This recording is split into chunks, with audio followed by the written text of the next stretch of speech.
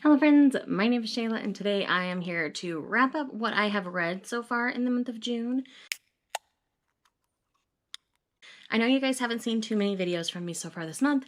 I was doing some work on a big project, but I've decided to set that project aside for a short amount of time, so you will be getting more regular content coming your way very, very soon. So I've read quite a bit in this first half of June. We're halfway through June in 2020. Wow, that's weird to think about. But yes, so I am very excited to talk to you about all of the things that I've read thus far. I haven't read too much manga, so what I'm going to do is I'm going to start with the manga that I've read and then go into the books, because the books will be a much longer discussion. So if you are only here for the books, there is your timestamp. I hope you will stick around for all of it because I really enjoyed my manga reads and I really want to tell people about them. So first up, we're going to start with the one digital title that I've read, and that is actually Blue Flag Volume 2. I received an e-galley arc of this one, and so I got to read it early, and this was another really solid, good volume. I really like the direction of the story right now, though the cliffhanger at the end of this volume, has me in my feelings, and I am really ready for Volume 3 already. So I will warn you of that. If you don't like cliffhangers, wait till Volume 3 is out and then read the two together. But all in all, I am genuinely enjoying this series about teenagers exploring what romantic love means. And I think that's just the easiest way to describe this series. And it's so well done. There's lots of people with all kinds of feelings. Multiple sexualities are represented here. So definitely give this series a try. I think it's really well represented. I can't speak from personal experience, but all of my friends who have read it, who are of other sexualities, have also genuinely enjoyed it, which is why I can say that with confidence. So definitely check out Blue Flag. I'm really enjoying the series. Again, if you don't like cliffhangers, wait till Volume 3, at least as far as I can say right now, because the cliffhanger at the end of Volume 2 kind of has me gutted. Next up on the list, we have Our Dining Table. This is by Mita Ori. And this is a one-shot, single-volume story in which we're following two grown men who bond over rice balls. So essentially, this man has lived by himself, but has never really enjoyed the eating experience with other people due to his family circumstances. And so he's eating his rice balls, and this little boy ends up eating a bite of it somehow. I forget how. It's been a minute since I've read it, so... But anyways, the older brother notices this, and the younger little guy here, he wants to make rice balls, and they call him the Rice Ball Man. And so they form this friendship over food. Yutaka, this guy, learns that he's not uncomfortable eating around anybody. It's just around certain people who made him feel a certain way. And it's a beautiful story. It's just got a really sweet budding romance throughout it. And I just really love that it's more about the people than the romance. And this one isn't explicit. This is pure as the driven snow. It is so sweet. I really enjoyed this, and I do highly recommend it for a BL title. Next up on the list, we have Nicola Traveling Around the Demon World, Volume 2. I really loved Volume 1, so I was really excited to dive into Volume 2. This is definitely a slice of life about a little girl traveling around the demon world with a demon companion and the little adventures that they go on. It's really sweet, very episodic. I would love to see this in an anime. The art style is very whimsical, very reminiscent of a almost Ghibli style art. And it's just really, really sweet. I really love Nicola as a character. She just adds this sweetness to this, seemingly dark and imposing world. And I love Nicola for who she is. Her little traveling companion, Simon, is really great as well. And we get to meet Simon's dad in this volume. And how all of that goes down is really sweet, actually. It's just a really sweet, really fun series. I highly recommend it. Next up, we have Deep Scar Volume 2. So I finally got my hands on Volume 2 of this series. And I think I have an idea of where it's headed at this point. There's definitely mystery and intrigue centered around everything. But we have Lorenzo here, and then we have Sophia, who's on the previous cover. And Sophia is finally, in her early 20s, finally going out on her own to live by herself and attend college. And her family and her boyfriend at the time are very against it. But there seems to be secrets and mysteries as to why that's a thing. And we get a pretty big hint of that right at the end of this volume. So I'm definitely looking forward to volume 3. And all of our characters have an air of mystery about them, but this is definitely college life. There's partying, there's drugs, there's drinking. Like, just be aware of that in the series. But I'm really enjoying it for what it is. So if that sounds interesting at all to you, definitely recommend picking it up. Next up, we have My Baby Yona of the Dawn, Volume 24. I loved this volume. The political side of this story really amped up in this volume, and it was so good. And we're having confrontations that have needed to happen in this way for a while, and I'm finally glad that they're happening, and I'm really interested to see where Kusanagi ends up taking the rest of this series. Y'all know I love Yona. I mean, I'm 24 volumes deep and I'm still loving it, so that says a lot to me about a series. So yes, Yona of the Dawn is definitely a must-read for me. And then last but not least for the manga portion is Aoharu Ride Volume 11. This volume was very pivotal to the story, I will say. There are some changes and some progressions that happen within this volume that were much needed. I wish they would have happened a couple volumes back and the series would have been a little bit shorter personally, but I understand why Sakisaka made the choice. Now that I've gotten to this point, there's only 1 or 2 more volumes left in this one. It's almost finished. So if you have not started this one yet, this is a great time to start slowly collecting it, because this one should be finished before the end of the year. It should be finished by this fall. So definitely worth checking out. I do, at this point, think Strobe Edge is a stronger series overall, but I still really enjoy this and really love Futaba, and the up and down ride with Ko seems to be over, so I'm glad for that. But man, there were volumes where I was really mad at him. Alrighty, that is it for the manga portion of this video. Now we are going to get into the book portion. I do have a couple of digital titles I want to mention briefly. Well, I've got 3, so not a couple, it's a few. Anyways, first up, let's start with The Traitor Queen by Danielle L. Jensen? Daniel K. Jensen? I don't remember. Anyways, this is the conclusion to this portion of the story. We are getting more following other characters in the future, but this concludes this particular romance. It was done in a duology style. I think it was really well done. I gave it 5 stars. I really enjoyed it. It's not perfect, and I'm never going to say that it is. There are definitely some things that I wish would have been a little better fleshed out, but I do think she did a really good job of making sure the consequences of the first book were definitely paid for in the second book. I do wish a little bit more on certain points, but it is still really well done. I love this series so very much. I'm really excited for book 3. We spend a lot of time with the 2 characters that we'll be following in the 3rd book in book 2, so I'm really excited to get to know them a little bit better. So that's going to be a fun and wild adventure. I love the audiobooks for this series, so if you have not tried them, I definitely recommend checking them out. They are really well done. Next up, we have Dragon Unleashed by Grace Draven. This is the 2nd book in the Fallen Empire. Man, I loved this book so much. I gave this book 5 stars. I love it. Oh my gosh. I really enjoyed the first book, but I loved the characters better in the 2nd book. We met the girl that we follow in the previous book. Her name's Halani. And so we get to spend a lot of time with her, and her beau ends up being a draga, or a dragon. And the way it all plays out is so good. It's definitely got that nursing him back to health trope in it, and for whatever reason, that's a thing for me right now. And I really loved it. Highly recommend the series. I've loved both books so far. I'm definitely going to be reading the other series by Grace Draven that everybody's been reading. The first book's called Radiance, I believe. Yeah, I'm definitely going to be reading that because I really enjoy their writing style. So I'm definitely going to be checking that one out. And then the last digital read for the books is Take a Hint, Danny Brown. And I got an e-galley arc of this one from NetGalley, and I loved this so much. 4.5 stars. There were a couple of parts within the story where it moved a little slow for me. I was a little bored. Things felt a little meandering. But for the most part, I really love them. Zaf is my new book boyfriend. He is so great. I really love him. There are parts of his personality that definitely remind me of my husband.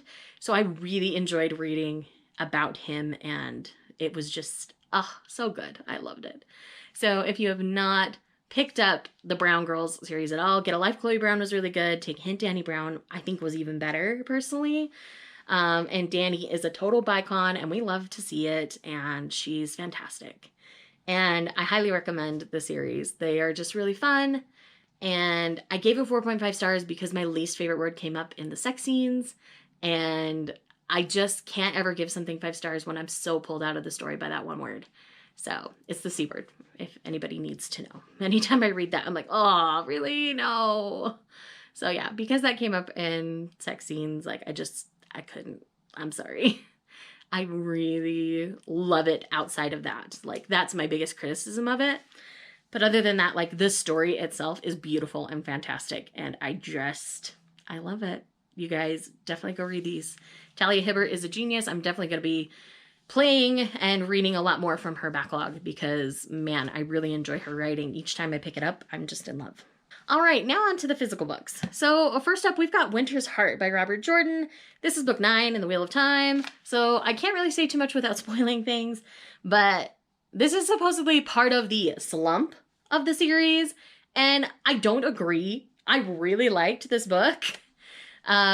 Solid 4 stars, definitely a solid fantasy. Not my favorite in the series, I will admit that, but I would not call this a bad book. I would not call it an entertaining book. Like, I wouldn't, like, when you hear slog, I think, like, 2 or 3 star book, like, not nearly as enjoyable as this was. Honestly, it's probably even more of a 4.5 star if I'm really sitting here thinking about it. Yeah, 4.5. I really enjoyed this. Then again, I really like Perrin and Fael, and we get a good lot of time with Perrin and Fael here. So that's probably part of it. But the other things going on within the story and that ending, y'all, you lie. You lie. This is not a slog. It is good. Keep going with Wheel of Time. I enjoy it. Next up on the list, we have Dark Sentinel by Christine Feehan. This is another book in the Carpathian series. This is one of the more modern books in the series, and I have to say, this is my favorite Carpathian I've ever read, but I also think that Andor is probably one of my favorite male protagonists Feehan has ever written. Like, he was this monk, holed up for a very long time, and he's a warrior, and it's one of those nursing him back to health things, like I mentioned earlier, where it's just the thing I'm loving right now. And it was so good and so well done. Like, I even tabbed it. I never tab my mass markets, guys. Never. But this has one of the most tender and beautiful love scenes I've like making love scenes I have ever read, which is why it's tabbed. It is so beautiful. There are just certain things that he has a way of saying to our female character, Lorraine, that won me over. Like, I love this so much. And it was just such a good time. I enjoyed it all the way through. It was interesting. I'm definitely going to be... The characters that we're going to be following for the next little while, all the monks that have kind of come out to help be warriors, because a lot of the males have gotten mated and stuff now, so they don't hunt like they used to. A lot of them have, like, come out from the monastery, and they're all, like, brothers together. And, like... The next set of books we're going to be following are theirs, and I live for it. I'm here for it. I definitely love to see it. And yes, definitely the more recent Carpathian novels are really well done. A lot of the older ones have a lot of toxic masculinity and stuff in it, but this one, very well done. Very much like. Next we have Forbidden Promises by Cynthia Williams. This is one that I picked up on a whim a little while back and decided to finally just read this month.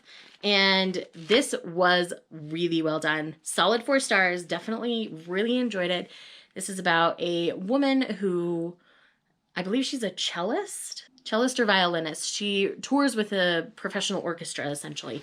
And she comes home for a short break before she tries to go audition for, I believe it's the LA Philharmonic. I don't remember, but she's going to California to audition. I think it's the LA Philharmonic. That's what I want to say. Anyways, and so while she's home, she finds out her brother is going to be running for office, and so she gets roped into helping with his campaign rather than going to pursue her dreams.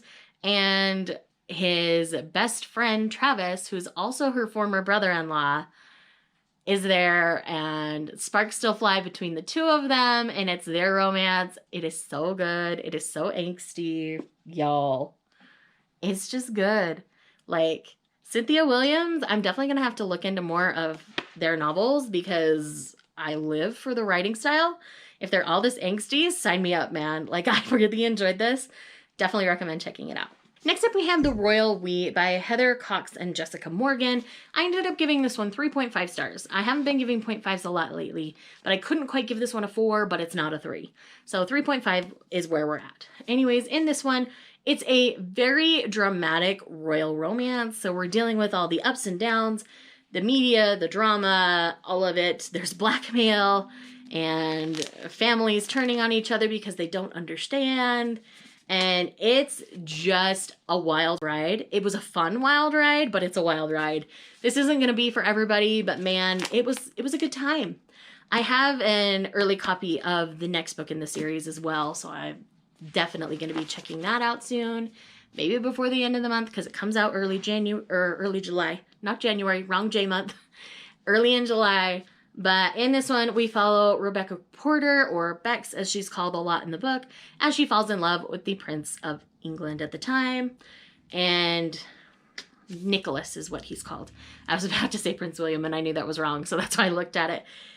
And it's about their romance and all of the drama surrounding their romance.